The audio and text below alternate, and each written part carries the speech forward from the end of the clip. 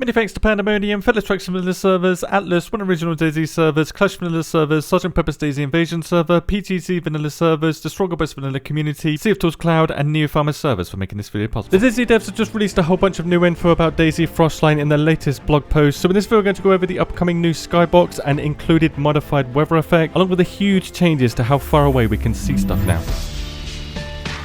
The initial playtest of Sakau showed us the skybox of Chernerus on the Sakau map, but this blog post confirms that Sakau will get its own unique skybox instead. This skybox will have many variations of cloud coverage like the other maps in DayZ, but this will have a mix of wispy looking clouds and thin sheet cloud. So it's going to be kind of like Chernerus, but with small cotton fluffy clouds, as you can see here, thrown into the mix. So it's going to be a different, unique sky as seen in this footage here. The shifts we see between cloud pattern will be changing too, which is confirmed for all maps, so this technology will be going to all maps, as the devs mentioned that this new tech will be giving them more control over the randomness of weather effects, likely meaning that modders and server owners will have more control over how the weather behaves on particular servers. This means that cloud coverage won't predictably increase over time in a steady manner, at least it probably shouldn't at first. This would actually mean that server owners will be able to control the amount that it will rain on a particular server. If you don't like a lot of rain, if you hate getting wet, then you can reduce the amount of wetness that happens on a server, because at the moment a lot of players are a bit frustrated with how much it can rain in DayZ, especially on Livonia.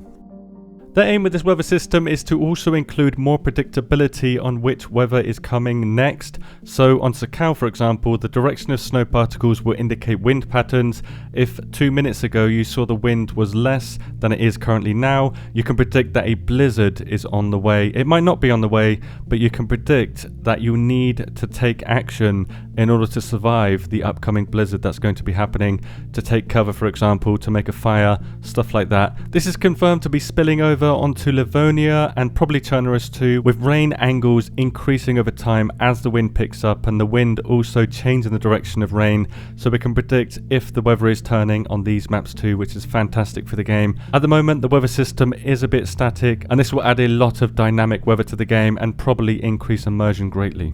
It's important to note here that the words snowstorms of Sakal or the thunderstorms of Livonia was used, kind of confirming that Livonia won't have any snowfall at all. We have had word that Livonia and Chernerus won't have snowfall. This pretty much confirms it, officially at least, because modders will probably add snowfall to Livonia and Chernerus, but also it confirms that blizzards are a thing on Sakal. First of all, thankfully, fog is detaching from the overcast value on a server, so when it becomes cloudier, it also becomes foggier in all directions. On top of that, fog doesn't appear to be in all directions now, settling in valleys and lowlands more than it does on hilltops, for example. I'm not exactly sure how this fog system will work, but my guess is it will become foggier the lower the altitude is, which may mean that some areas don't have fog at all, such as Tizzy Military Base. It is quite high altitude for this map. Due to it being a higher altitude than the rest of the map, you won't see fog here most likely. You'll see it near Novo, but you won't see it near Tizzy. Again, like with the new skybox options, modders and server owners will be able to control the fog and also the skybox and also the weather patterns. So this is going to create a lot of dynamic weather on different servers. Server owners have full control over what happens on the server when it comes to fog. I'm guessing there's going to be maximum values, minimum values, frequency changes, stuff like that. It's going to be amazing, I believe.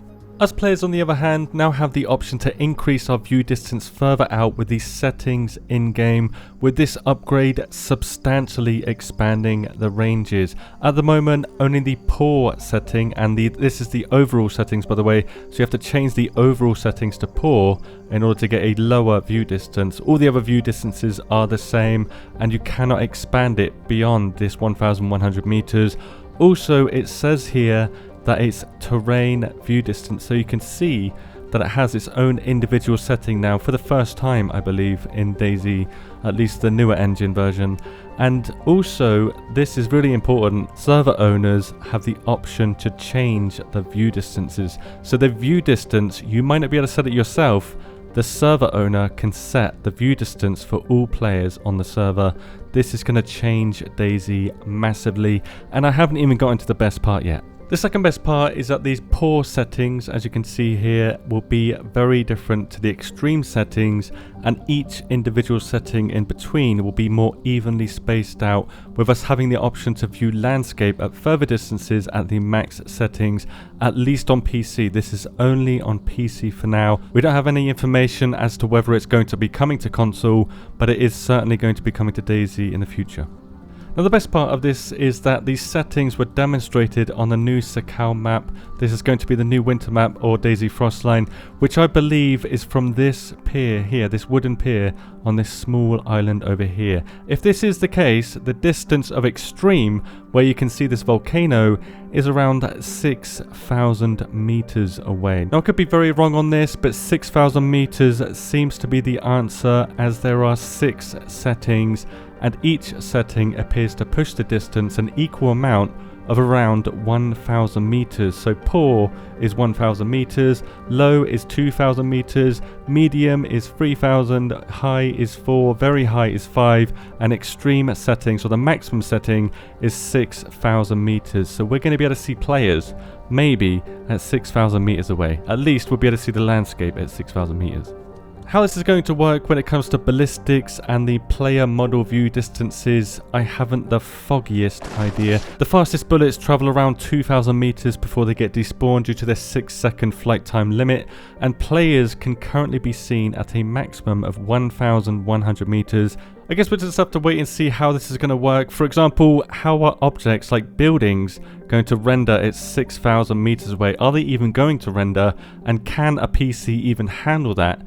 I don't know, but we do know that all of this is going to be coming to all maps for DayZ, which is a fantastic thing for DayZ. The best thing about this blog post is that it tells us that anything that's going to be added to Frostline can be added to DayZ as a whole, and this means that the monetization model of Frostline, the expansion, and having it as a paid DLC will give the team a lot of resources in order to create newer technology and improve DayZ as a whole. I believe they're absolutely right about this changing DayZ for the better. This is going to be massive. The development team is going to get what they need to improve DayZ now if this first expansion is successful. If it is, then we can expect many more maps to come, or more expansions with a lot of great new technology, and hopefully ironing out some of the worst bugs in DayZ. We'll just have to see. Either way, DayZ has an amazing future, and this blog post pretty much backs up that theory. So with this blog post, we know that we have a new fog and weather system coming to DayZ, along with view distance increases, however that's going to work. In the next blog post, we'll get news about points of interest around Sakau, so it's not going to be about DayZ tech as a whole like this blog post was. It's going to be about points of interest on the Sakau map, which is going to be very similar to Tunawa if you didn't know. But to summarize this latest blog post right here: unique SkyBox texture for Sakau, increased control over wind and weather patterns, predictable weather changes with hints like snow particle direction and rain direction, new script API for full dynamic control of fog, enhanced fog effects that impact sky visibility, increased view distance for PC players, and better view distance setting ranges. So we're going to have much better options when it comes to how far away we can see stuff. Let me know your take on all of this info. Links are below. Thank you very much for watching, and have a good day.